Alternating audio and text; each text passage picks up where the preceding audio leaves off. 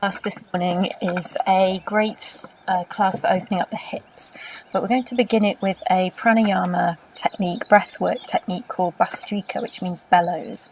So it's a really good energizing, waking the body up breath and the mind, great preparation for meditation or practice, and it involves taking the hands above the head with the palms open and drawing the hands down towards the shoulders as you exhale forcefully through the nose. So arms up, exhale through the nose, inhale as the hands go up, exhale as the hands come down, and as the hands come down you make a fist. So in this practice we're doing this 30 times, but just do it as many times as feels right for you if you're new. So nice open hands as they extend above the head at the top of the exhale. Exhale sharply through the nose as you draw the hand down towards the shoulders, inhaling through the nose each time the hands extend up again. And just repeating this 30 times at your own speed. So just 20 to 30 is fine, just to kind of start the practice off with a bit of prana moving vigorously around the body. And then when you've taken your 20 to 30 Bhastrika breaths, just let the hands rest in the lap. Take some nice slow deep Ujjayi breaths through the nose. And just notice how you feel after Bhastrika, probably tingling through the body, especially in the hands. Maybe a sense of spaciousness, clarity at the third eye area between the eyebrows, just taking your inner gaze towards that space. You're just dropping into stillness.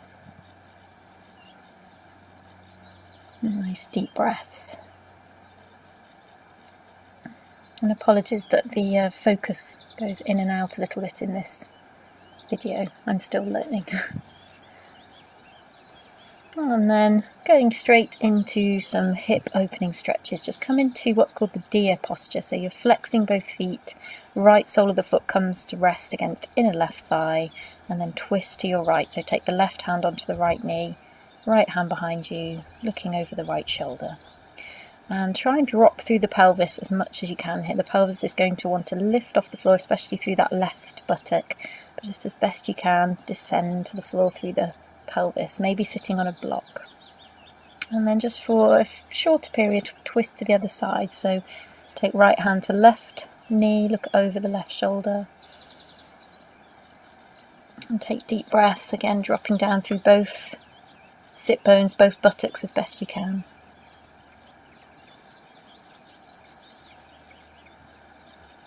And then come back to the centre. Take your right hand behind you and just for a moment lift the hips up and stretch the left hand behind you to get a really nice front hip and front opening stretch. Come back to the middle and just swap sides. So both feet are flexed. The knees are approximately at 90-degree angles, and this time left sole of the foot rests against right inner thigh, maybe sitting on a block. Twist to the left first, right hand onto left knee, look over left shoulder. Dropping down through right buttock, right hip crease. And as best you can, keeping the spine in the central column. So you'll probably feel like you need to slump over to one side a little bit, but your hand behind you is your prop to help you stay in the centre as best you can. And then left hand onto right knee, right hand behind you, just twisting the other way for maybe 3 to 5 deep breaths. So always we're trying to get length in the spine by dropping down through the pelvis, but lifting up through the top of the head. So nice long neck, relaxed shoulders. Take the left hand behind you, lift the hips up. You might not come as high as I do. Listen to your back and open the front of the thighs, front of the hip, front of the body. Lowering the hips back down. And then just bring whichever shin you usually put in front of the legs in cross legs or cross shins, put the other one in front, and then we're going to work with the breath. So hands on the thighs, exhale over to one knee, inhale to the centre, exhale to opposite knee, inhale to the centre. Notice which side is tighter for you. There'll be a side that you can get closer to the thigh than the other one. As best you can, try and keep the pelvis grounded to the floor here. So we're just going back side to side, and then next time you come over to the left, just staying for a few breaths. So reaching the arms out beyond the knee, dropping the head between the upper arms, or if you're deeper, possibly resting on the knee. And push a little bit through the hands to keep the right buttock on the floor. Should feel a nice stretch through the right side of the body here. And I'm walking the hands back in, swap the shins the other way, and lean over towards the right knee. extending those arms and hands out beyond the knee, dropping the head, pushing a little bit through the hands to send that left buttock back to the floor. And take deep breaths. Walking the hands back in towards you. Find your way to tabletop, so either over the knees or legs around the outside. Take a few cat-cows here, inhaling, lifting tailbone, dropping belly, looking up, exhale, drawing the chin in, tailbone drawing under, and stretching the back up to the ceiling. So just back and forth between these two positions, flexing the spine up and down. Knees are directly underneath the hips, wrists are directly underneath the shoulders, and then take the hips round in circles. So I'm putting back flexion up and down in here as well, but if it gets too confusing, just focus on the hips, because this is a hip focused class. So move the hips all the way out to the side, all the way back to the feet, all the way out to the other side, and all the way forwards. But possibly also carrying the spine and maybe even bending the elbows to get into the shoulder joint as well. So you could really get into all of the body here. And then inhale, take the right leg out to the side in line with the hip, and exhale, bring the heel towards the buttock. Inhale, open. Exhale, heel to buttock. Inhale, open. And then taking the leg out behind you, level the hips, lift the foot a little bit, so we're in a back bend, draw the shoulders back. Exhale, bring the knee through, touch forehead to knee. Inhale, leg out behind you, a little bit high, look up. Exhale, knee to the forehead, and then just replace that knee on the floor, back to tabletop. Just between sides to rest out the wrists, sink back into child's pose, but lift up on the fingertips so the wrists are high, elbows are off the floor. So we're also stretching into the shoulders here. Just for a breath or two, come back to the other side. Inhale, left leg up, out in line with the hip to the side. Exhale, heel to buttock. Inhale, extend, really work that thigh. Exhale, squeeze heel to buttock. Inhale, extend. Exhale, heel to buttock. Inhale, extend. Exhale, heel to buttock. Inhale, extend. This time take the foot out behind you. Point the foot, lift it up a little bit higher and look up, back bending, draw the shoulders back. Exhale, draw the knee through, forehead to the knee. Inhale, open up to a little back bend here, leveling the hips. Exhale, left knee through to forehead. Inhale, extend. Exhale, knee to forehead, and then release that knee back down to tabletop. And again, just take a child's pose, but this time a wide knee child's pose. So take the knees mat distance apart, big toes touching, stretch the arms out in front, forehead to the floor or to a block. And again, if your wrists are sore, you can lift up on the fingertips to stretch the outer wrists here. And just take some deep breaths, opening up the hips. And then pressing back into downward dog. So first downward dog of the class. So you might wish to move into it, you might wish to walk out the feet, or you might wish to move the hips by lifting up one heel and pivoting to the opposite side. So we're stretching the backs of the legs, but also the hips. So keep pivoting the feet side to side, dropping the hips to the opposite side. And then move into stillness, into the posture. Bring the feet about a foot's length closer to the hands, bring them together. Take your right hand to take hold of the outside of the left thigh or shin or ankle and look underneath the right shoulder. Release and swap sides. Bring your right hand to hold the outside of the left leg or foot and look underneath the left shoulder. It's a nice twist for the spine, but also keeping the hips stable. We get into the hips here. Walk the feet back out to downward dog. Bend the knees very deep and press through the hands to send the ribs onto the thighs, and then from there stretch the heels down towards the floor, straightening the legs. Inhale, take the right leg up towards the sky. Let the foot hook over towards the left. Just bend the knee, let gravity draw that foot over to the left. And then on an exhale, squeeze that leg through between the hands and release the left knee down towards the floor into crescent moon lunge. Inhale the hands up. So this is a wonderful opener for the front of the left hip, also getting into the right hip crease. So just starting to warm the hips up, stretching them in all the different ways we can. Step the right foot back to tabletop from here and lower yourself down to the mat with the hips high, and then inhale up to a baby cobra. Exhale back, downward dog. Inhale, left leg up towards the ceiling. Bend the knee, let the foot just drop over towards the right. Squaring the torso to the floor, so pressing evenly through both hands. And then just bringing that left foot forward between the hands, release the right knee to the floor and sink the hips forward and low, taking the hands up, coming into crescent moon lunge. If the neck allows and the balance allows, look up to the hands. So your left knee can be in front of the ankle slightly, that's fine. And then exhale, release the hands to the floor. And just slide that left knee back to join the right. You can either keep the knees on the floor as before or lift the knees off and lower down to Chaturanga. Inhale up to a back bend, so possibly baby cobra or upward dog. Exhale back to downward dog. So with these linking vinyasa sequence, just take it at your own pace. Inhale, right leg high. Exhale, draw the knee through, bring the foot between the hands, and this time coming up to a high lunge. So right knee is above the ankle now, and we're on the toe of the back foot. Really strong in the legs, so press through right heel and be very active in that left leg, drawing the left heel back, active in the toe joint. Hands up, palms face each other. Twist to the right and extend your right hand back towards the back of the mat, left hand forward, and then just windmill the hand so the right hand just comes to rest on the back of the left leg, left hand reaches up and over. This is a great stretch all along the left side. Very strong in the back leg. Inhale back to your high lunge. Exhale, hands come down, step back either to downward dog or take vinyasa. Exhaling to chaturanga, inhaling to upward dog or cobra, exhaling downward dog. Inhale, left leg high. Exhale to step the foot between the hands into a high lunge, so stay on that back toe. Inhale, lifting yourself up, torso vertical, and take the hands above the head, palms facing each other, so arms are parallel.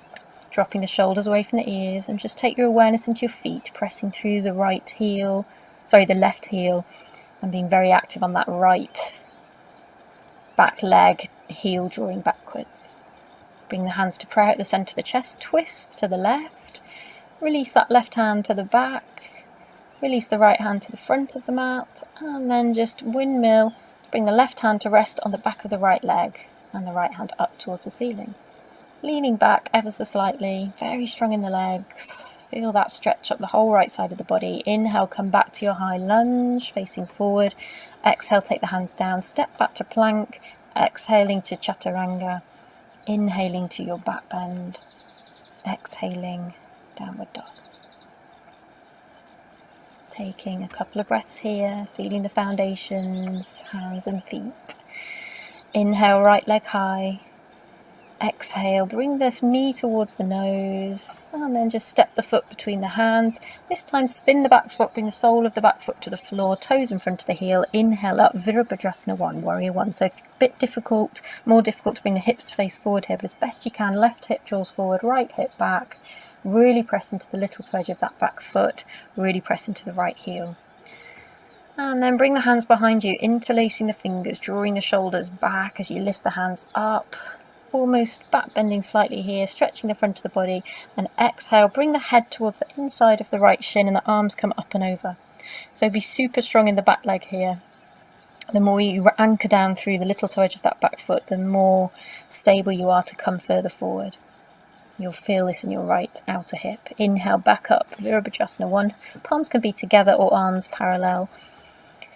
Exhaling down to plank, to chaturanga, inhaling Urdhva Mukha Svanasana, the upward dog. Exhale, Ardha Mukha Svanasana, downward dog. Inhale, left leg high. Exhale, nose to knee. Bring the foot forward between the hands. Spin the back foot. Your left knee is above the ankle or slightly behind for Virabhadrasana 1. Trying to draw right hip forward, left hip back. Draw the tailbone under slightly. Draw the lower ribs in. Again, palms can face each other, or they can be pressing gently together above the head. Look up to the hands if the balance allows.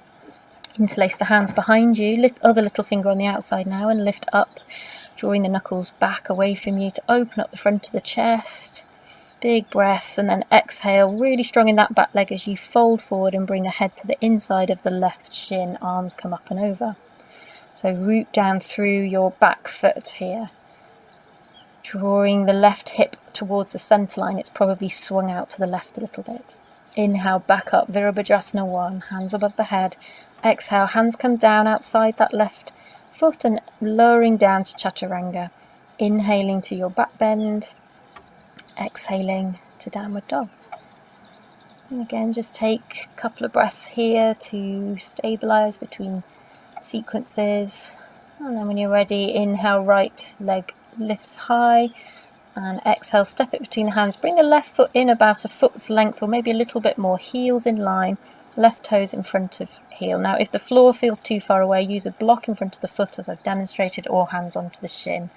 Or if available, hands on the floor, and with both legs straight, exhale to fold into the shin, inhale to lengthen the spine and look up, exhale to fold in again.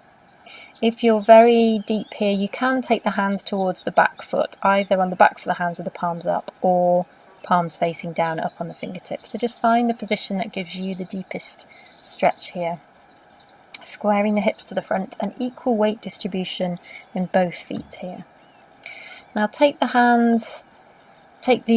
left hand onto a block on the inside of the right foot, and your right hand to rest on the sacrum, and start to twist towards the right leg, drawing that right shoulder back, and take that right hand up for Parivriti Trikonasana.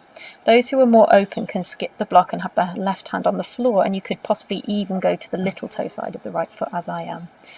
Squeeze the inner thighs together and think about length in the torso, so top of the head drawing forward, hips drawing towards the back of the mat.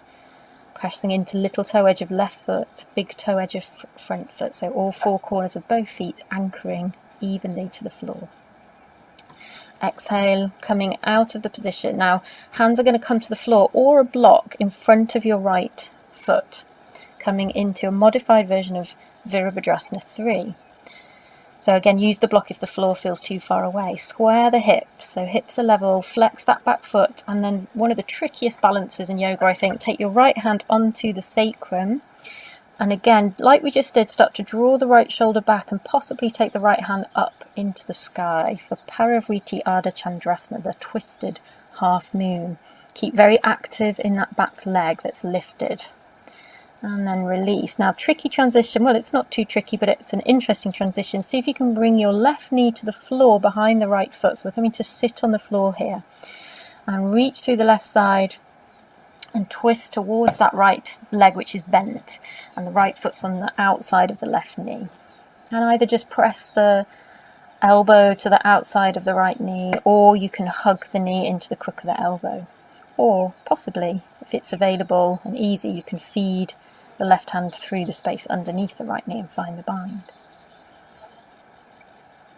And my favourite version is to, but this is only if you're quite deep, is to reach for the inner edge of the right foot, but you have to have your knee quite close to the armpit there.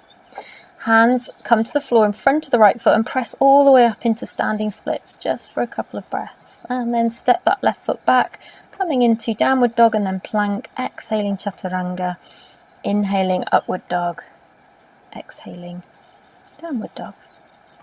Inhale left leg high. We're just keeping flowing, keeping the hips really opening with this sequence. Step the right foot forward about 1.5 foot length.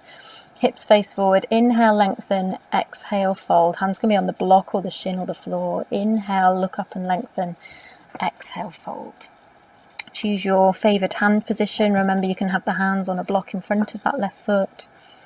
Folding the head towards the shin. Parsvottanasana, sometimes called pyramid pose.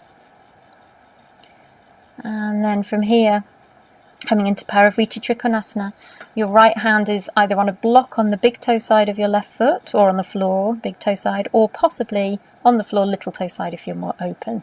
Start to twist towards the left leg, drawing that left shoulder back, and maybe raising the left hand up towards the sky, maybe looking up towards that left hand. Squeezing inner thighs together, pressing through all four corners of both feet and pressing actively through the right hand and lifting up through left fingertips to create space between the shoulder blades.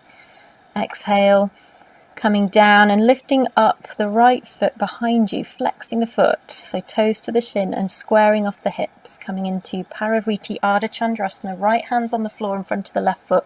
We draw the left shoulder back, left hand rests on the sacrum. And then maybe take the left hand up towards the ceiling. Very tricky balance. There's a lot going on. We try and keep the lower half of the body stable, facing the front, and we just twist in the upper half of the body. And then bring your right knee to the floor, just to the outside of the left foot, bending both legs. Reach up through right side, twist to the left leg, and either hook the knee into the crook of the elbow as I'm showing, or you can press the elbow into the knee, or you can take the bind, or you can do the more advanced posture where you take hold of the inside of the left foot. But I only recommend that if you're very deep into the twist. And then unraveling, big step forward, come back onto that left foot and raise that right foot all the way up into standing splits, taking the forehead towards the shin. And then step right foot back, coming to downward dog, coming through plank, exhaling chaturanga or the mat, inhale cobra or upward dog, exhaling downward dog. And just take a few breaths here to recover. And just try taking the feet a little bit further towards the hands and wide of the mat. And just really elongate the spine here. So it's almost like Prasarita Padottanasana, the wide leg forward fold, but with a downward dog back. Step the feet back to downward dog. And take another breath or two here, elongating the spine. And then bring yourself to sit down, either with stepping forward, jumping forward. And we're just going to use all that heat we've created in the hips to come into some more static hip openers. So starting with fire log. So I'll mirror you here. So you're going to stack your left shin on top of the right, flexing both feet. Now you may not look like me, and as I'm showing, you might need to have a block underneath the left shin. If none of that's available, you can have one shin in front of the other or cross the ankles. But the shins need to be parallel to the front of the mat. The ankles aren't close to the groin here. So as you look down, you can see a little triangle pointing back towards you in the space between the legs. So we're trying to get into the outer hips here. So just let one hand rest on the top foot, one hand rest on the top knee, or fingertips on the floor, and just settle in. You may need to sit on a block as well if it's too much to let the hips sink to the floor here. If available, you can take the chest forward a little bit to really emphasize the stretch around the hips, and maybe even start to walk the hands forward, but just go as far as is right for you, and really check in with your knees, because when we have tight hips, the tightness transfers to the knees, and we really don't want to be damaging our knee joints here. So if the knees start to give sharp shooting pains feedback, then don't fold forward at all, just sit upright or back off your stretch. But wherever you are with this, just taking some nice, slow, deep breaths.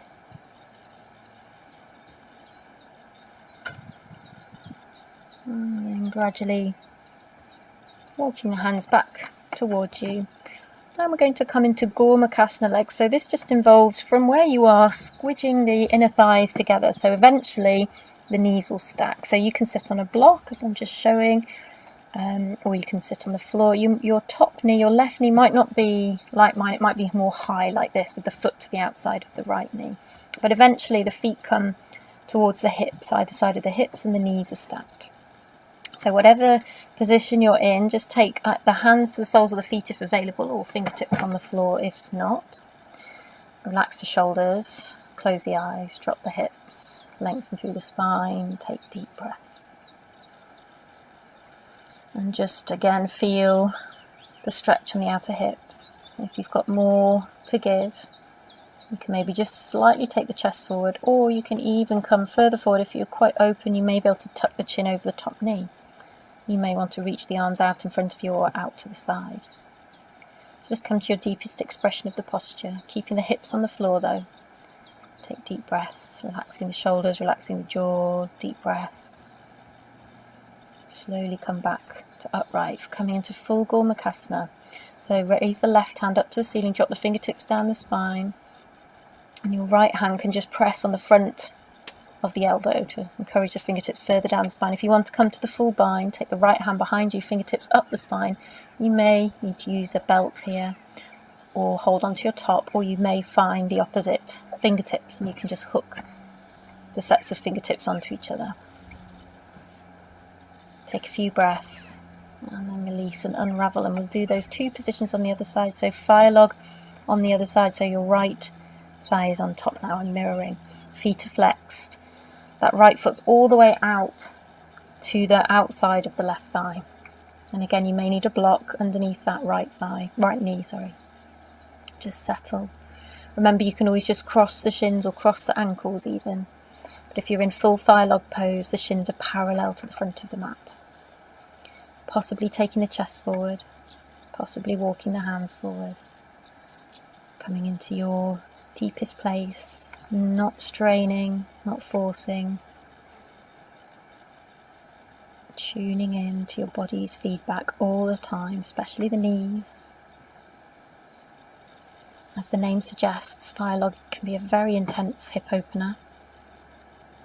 And so yes, the knees will tell us very clearly if we're pushing too far. So honour your body's feedback. And then coming back to upright and just changing the leg position into Gormukhasana cow face legs. So again, squidging the inner thighs together, eventually knees stack, or possibly that right knee will be high and the foot will be on the floor to the outside of the left knee. Otherwise, feet coming back to the outside of the opposite hip. Take the soles of the feet, the hands to the soles of the feet. Drop the pelvis, lift up through the spine, out the top of the head, relax the shoulders, close the eyes, relax the jaw. Deep breaths here. Heavy in the pelvis. Possibly taking the chest forward. You can just take the chest like a centimetre forward and it will switch on the stretch a lot more. So just play with that. If you're more open, possibly hooking the chin over the top knee and stretching the arms out. I like to take my hands wide here. It gives me a great spacious feeling in the back. Breathing into the back.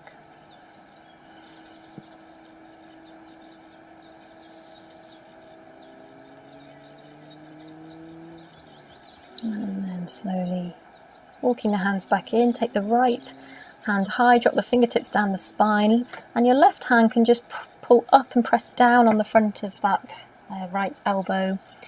And then you can take the left hand behind you and walk it up the spine, and possibly finding the hands or holding the belt in the right hand before you come into the posture so that you can find the belt, or just hold on to the material of your top.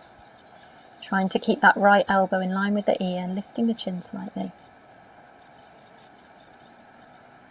Full Gormukhasana. Release, ease out the shoulders.